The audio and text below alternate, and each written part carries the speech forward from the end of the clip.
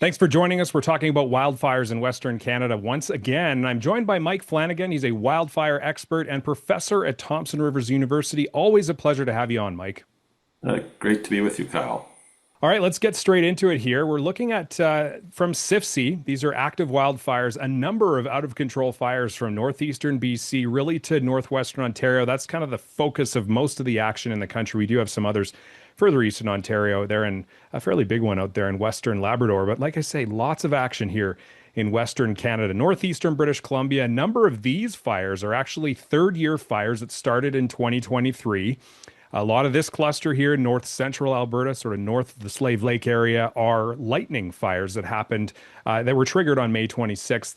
And then, of course, the earlier fires that we saw kind of this year, earlier this season, giving us problems there, southeast Manitoba, northwest Ontario, and northern parts of Manitoba and Saskatchewan. And of course, most of these fires here are the ones that are giving us most of the problems. We've got upwards of 17,000 people that have been forced from their homes as a result of these wildfires, and provincial states of emergency in Saskatchewan and Manitoba. Very active start to the season with a national preparedness level of 5. Mike, tell us a little bit more about what's going on out there this spring. So it started early, and it started in Manitoba with a heat wave, temperatures 30, near 37 degrees Celsius. And, it reminded me of 1989, which was Manitoba's most active year for fire, over 3 million hectares burned. The fires that year were in mid-May and late July. Mid-May was Interlake, and then late July was up farther north. But we're seeing fires farther north in Manitoba already. So yeah, it's a quick start. It doesn't remind me of 2023 because 2023 was across the country. Nova Scotia was on fire. Quebec was on fire. June 1st was a big day in 2023. But still, it's a very fast start. Looks like a very active season.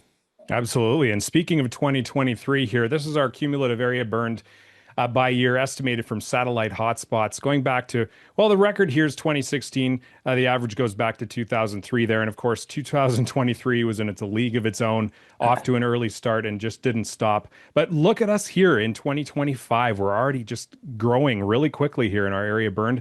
I think we're at probably just over 3 times the annual, or 3 times the average nationally as of June 1st. Maybe you can fact check me on that, Mike, but it looks like we're off to, we're over 1.6 million hectares and counting even today. So, compared to other years in the past, we're second only to 2023, right? Yeah, look at the rapid rise. It's pretty well as rapid as almost anything on the graph there. So yeah, this is probably the second fastest start to our fire season. And I don't think we're going to see another 2023. But, last year we had over 5 million hectares burned. Perhaps we'll end up in the similar ballpark. We'll have to wait and see. Yeah, it's pretty incredible. And Mike, Alberta's wildfire season really does tend to peak in May, but other jurisdictions not too far off, like Saskatchewan and Manitoba, how does this compare to normal in those areas? So this is really early for those areas. They do get fires in May, but typically at the southern border and not as far north as we've seen this year. And the reason for May in Alberta and for Manitoba and Saskatchewan is they're primarily human-caused fires. The lightning season has just kicked in the last week or so, but many of these fires started before that, human-caused. Alberta also has a lot of activity in the woods in May, whether it's recreation or industry, and the weather setup in May is very conducive to fires in Alberta. The southeast wind events and the cold fronts, both are classic situations for May fires in Alberta. Absolutely. And we're going to really break that down a little bit later in this discussion, specifically that May 27th to 29th timeframe, just an incredibly classic fire weather event there in northern Alberta. Based on satellite indicated hotspots as of June 1st, we can see northeastern BC still lighting up there and noticeably quieter here in northern Alberta because we did have some pretty heavy rain once again. It was a very interesting week with a big upper ridge and 3 cold fronts that moved through Alberta with rain, lightning, and numerous fire starts at times. Of course, still really hot here. It's a hot day in Saskatchewan, Manitoba, and Ontario.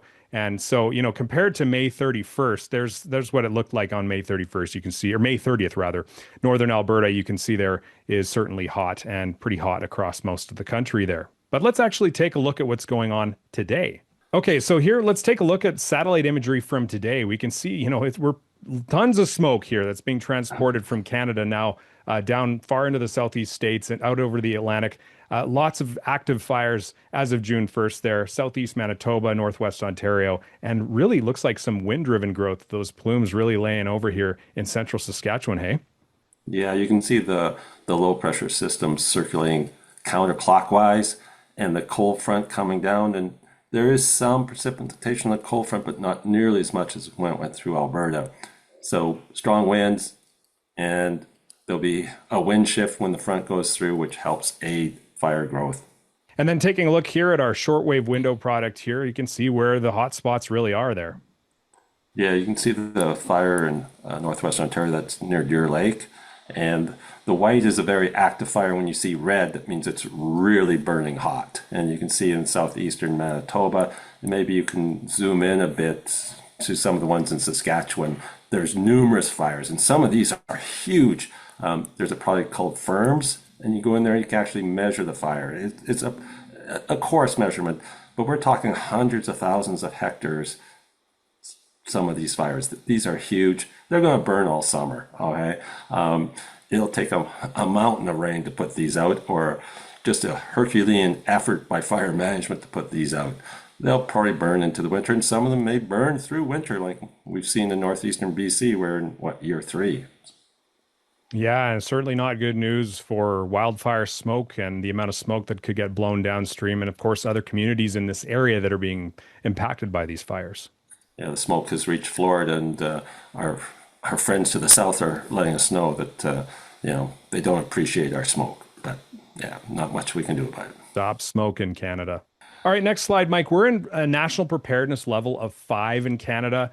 It's been really hectic for wildland fire crews, which are a finite resource. They're trying to triage these fires based on human life, communities, and other valuable assets. Emergency management has also got their hands full trying to help get people to safety. What does level 5 mean? And, how does that kind of play out in what's going on in recent days? It's the highest category. It's over on the right-hand side. And, what's the fire danger? Extreme. What's the current fire load? Extreme. What's the anticipated fire load for the next 7 days? Extreme. Agency resource levels? Inadequate. Agency's ability to respond to CIFC resource requests? No ability. So that's when you start getting help from other countries, and that's exactly what's happening. We've called for help from the US, and they're sending firefighters to help fight the fires. So we're pretty much just all in here. Pretty extreme situation here in Canada. Like I say, finite resources, and these fires are burning intensely. You have to really modify what you can do in terms of fire management when it's you get this extreme fire behavior. As a former wildland firefighter, I know that there's many fires that you just wouldn't go near when they're burning, like some of them are. Yeah, I'm going to get on a soapbox here. I think we really need to look at other options to help during situations like this. Saskatchewan and Manitoba have declared a state of emergency. Canadian Armed Forces have come to Manitoba to help with the situation, but we need a national agency, a firefighting agency, to connect proactively to come and help fight the fires. And we know ahead of time. Often our forecasts tell us when the situation's setting up, like this time, and we should be moving resources ahead of time rather than reacting, because once you make a call to get extra help, it takes 3 days, for the firefighters to come from Ontario or Quebec to get to Alberta, and that's 3 days too late. And yes, sometimes the forecasts are wrong, but more often than not, they're right. It helps us save one Fort McMurray, one Jasper, one Lytton. It more than pays for itself. It's certainly worth exploring. Absolutely. Fire forecasters, fire experts, fire weather experts really kind of saw this last event in Alberta coming from a long ways off. What are sort of the reasons for that in the atmosphere? What are some of the signs that we're going to be seeing a sort of classic fire weather event? So this is classic. Upper ridges, fire scientists have known for 60 years that these are conducive to fire. And why is that? Well, unlike your grade 3 water cycle where air rises, cools, condenses, forms clouds, and then rain, upper ridges, air sinks, warms, and dries. And what happens is your fuels, I'm talking about dead fuels in the forest floor, if this ridge hangs around for 7 days, it dries all the fuels out so it's ready to burn. So the ridge eventually shifts to the east or collapses, we call it breakdown, and this is accompanied by a cold front. And the cold front can bring lightning, but it also brings strong winds and a wind shift, which is very conducive to fire spread. Absolutely, and we're going to take a look at that.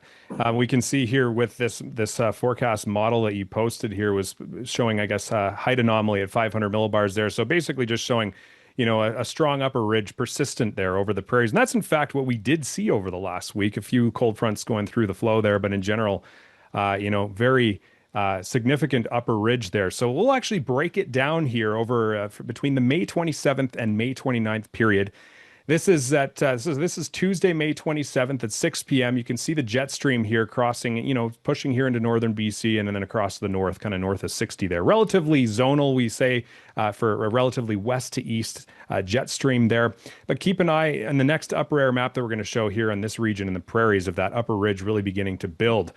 At the surface, though, below this upper air pattern, you can see here in Alberta, relatively light winds, not too warm, temperatures in the low to, maybe mid 20s, relatively light winds there out of the west, a little disturbance off here into Saskatchewan that was responsible for all the lightning strikes that occurred there north of Slave Lake on Monday evening, and that's pushing off to the east.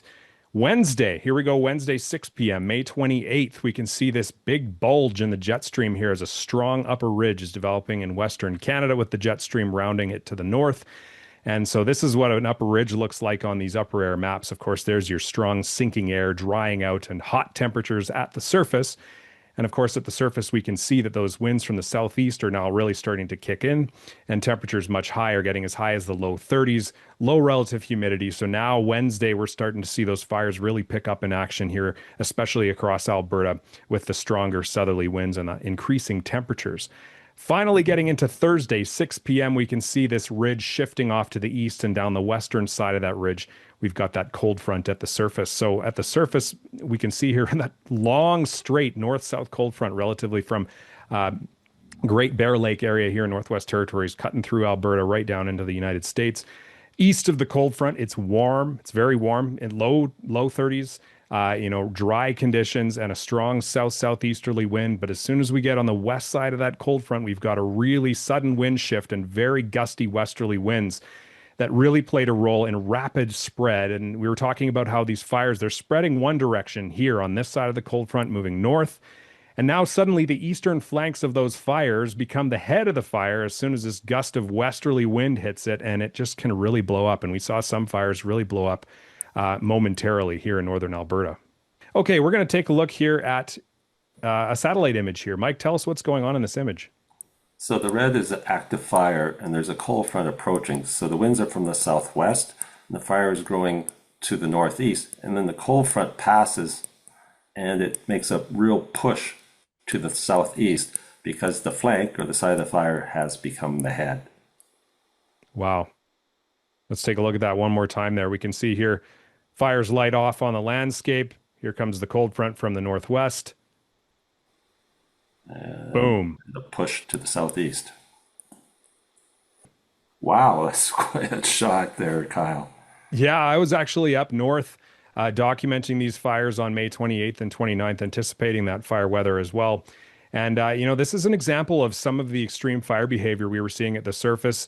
A lot of these trees are maybe 30 feet tall, and those flames, they're 2 to 3 times the height of the forest. So, upwards of 100 feet in some cases, walls of flame. And this was the case on many of the fires across northern Alberta. So that just gives you an example of how you can see this real ramping up in the fire behavior as soon as that wind starts to push it through, a dense stand of, say, black spruce, which is just so tightly packed. And it's got that foliage that, the branches that reach down toward the ground, inviting these high intensity fires. This is some of the stuff that we were seeing up there.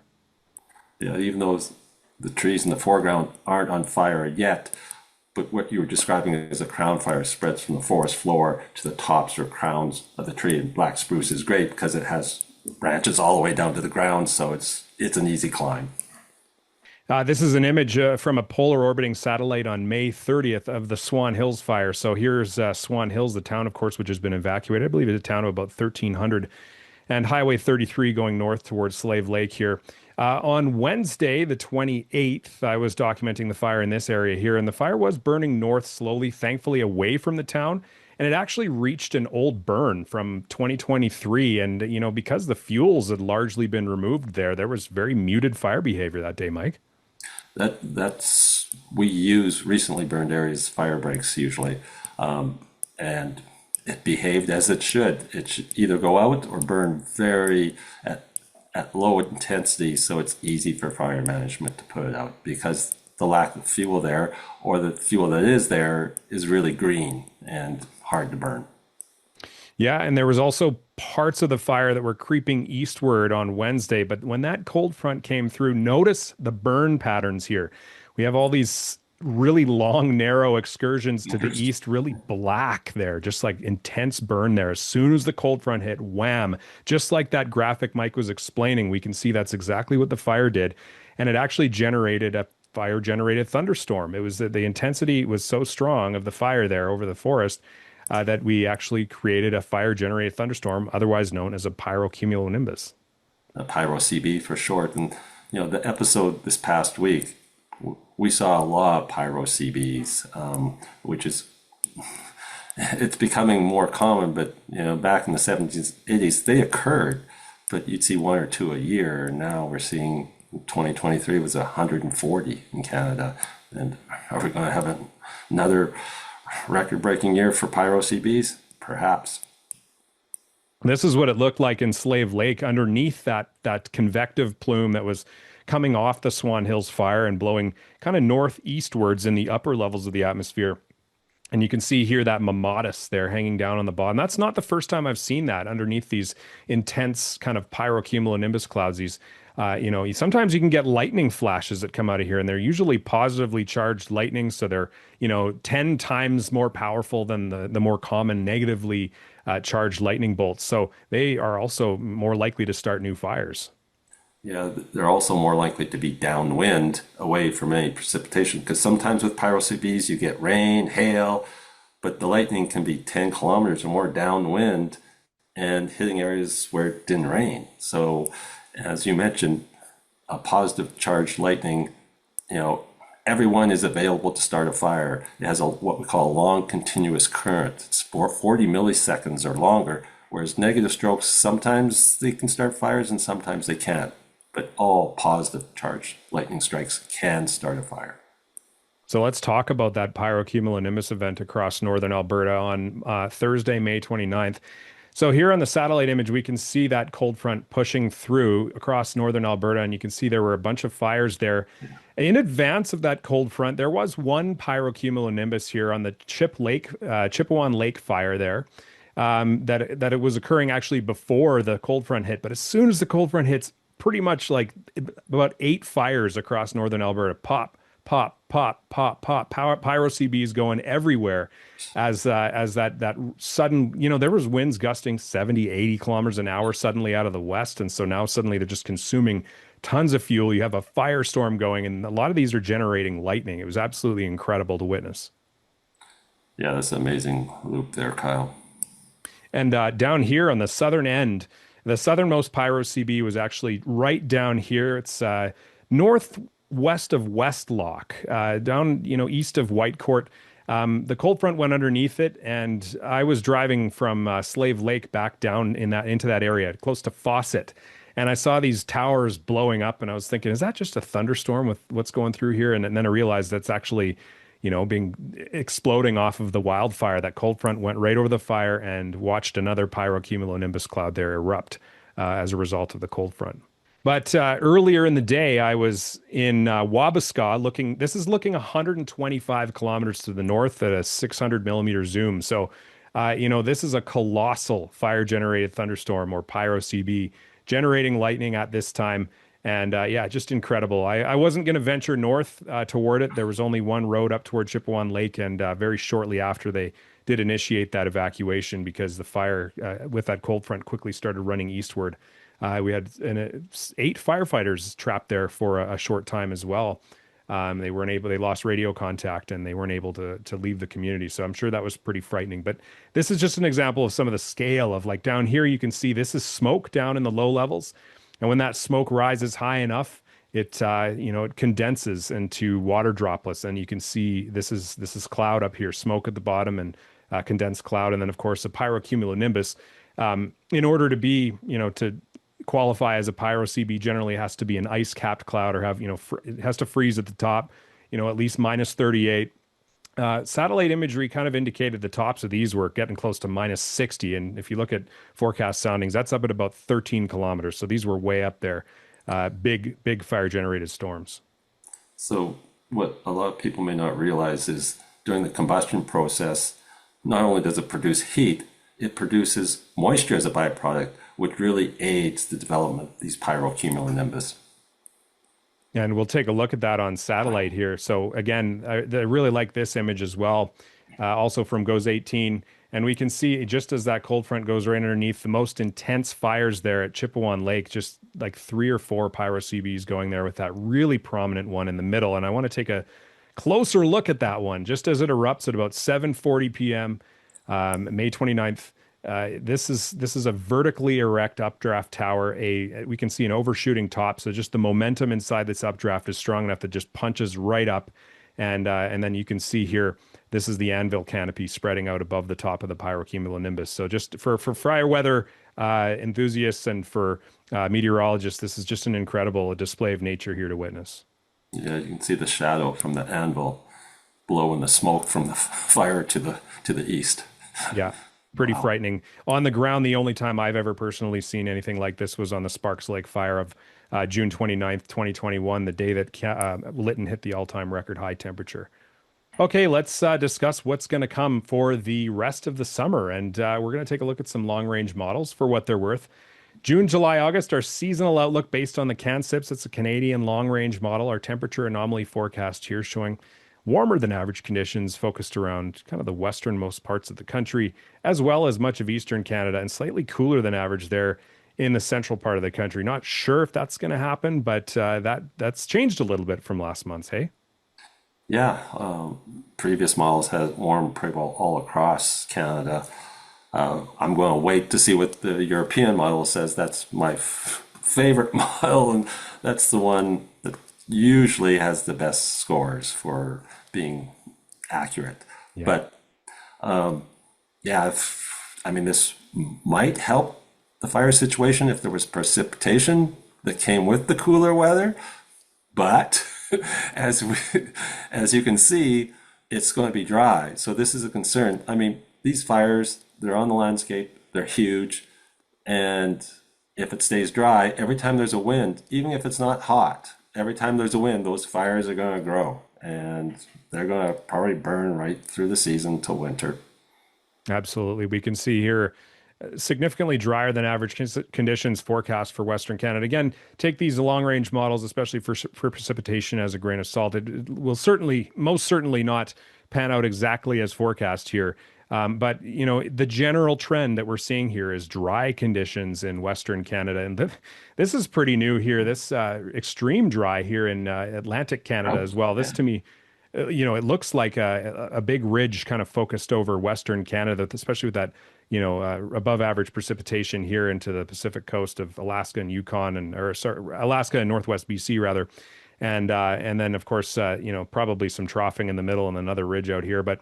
Yeah, that doesn't look good. That looks like elevated wildfire activity, perhaps building in British Columbia, through July and August, and persisting through perhaps the boreal regions east of the Rockies, and then of course further to the south as well. Agricultural drought across the southern prairies. So this looks like a potential for hot, dry, smoky summer, maybe somewhat like 2021, Mike. Maybe, yeah. Well, it's scary actually to see this forecast. So yeah, for the next week though, aside from that one system that moved there, kind of cooled things down in north central Alberta and northern Saskatchewan there, really looking dry. I mean, slightly cooler, a bit of a northwest flow continuing to blow that smoke southeastward, but quite dry, especially for the first week of June, right? Yeah, this is a scary forecast because there's lots of fire in the landscape.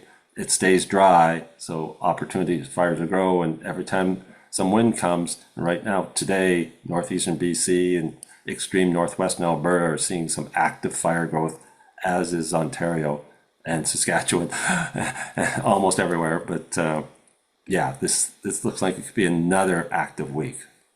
Okay, and so, kind of rounding this out, this is not great news for air quality in many parts of the country. What are some things that people can do to sort of prepare themselves from exposure to wildfire smoke?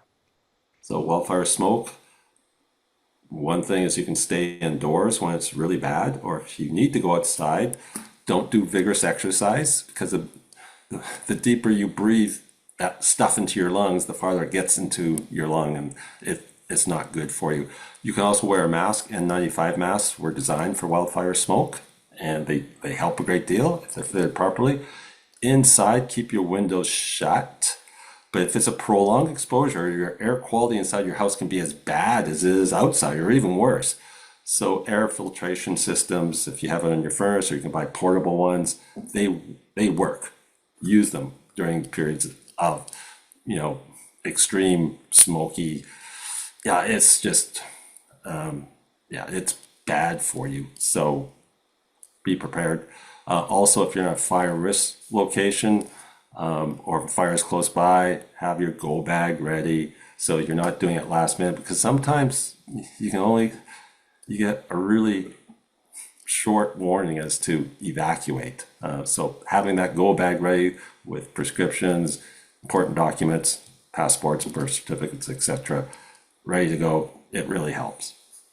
And let's all cheer for the June monsoon. This is a so-called weather phenomenon. It's our wettest time of the year, climatologically speaking, in Western Canada, British Columbia, Alberta. So, if those rains don't show up, we could be in a little bit more trouble. So, that'll really determine how the summer plays out. So check back in a few weeks. The June monsoon, yes. The years we don't get it, it's a lock. It's going to be a bad fire season. The years we do get it, it helps, but doesn't guarantee we won't see fire. But let's hope for the June monsoon. Let's hope. Thanks a lot for joining me, Mike, and thanks everyone for joining. Stay tuned for the next update. We'll talk to you next time.